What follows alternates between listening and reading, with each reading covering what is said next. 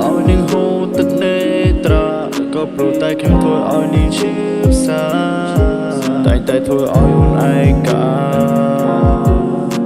មិនដែលផ្ដោតក្រីស្ទងឲ្យអូនឡើយណាពេលខ្លះធ្វើដូចជារំភើធ្វើបីដូចជាប្រងើយចុកងើស្នាមមិនសាំងស្បើយពេលពីបាដល់អូនហើយ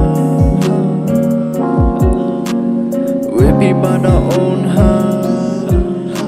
ពេលភៀងខ្លួនទៅខលពីស្រីមិនដឹងតែពេលនេះអូនកំពុងធ្វើអ្វីតើអូនមានលឺបងហៅទីចរណាយកងហងខំឆ្កងសូមអភ័យពេលដងមកលត់វាលោកលុបដាក់លត់ខចង់វាក់វាលត់ញប់ញោដូចខកងតោដូចវាចង់កន្ត្រាវាដល់ចំណុចមួយដែលបងត្រូវធ្លាក់ភ្ញាក់ខ្លួនឡើងទៅបងស្ដាយក្រោ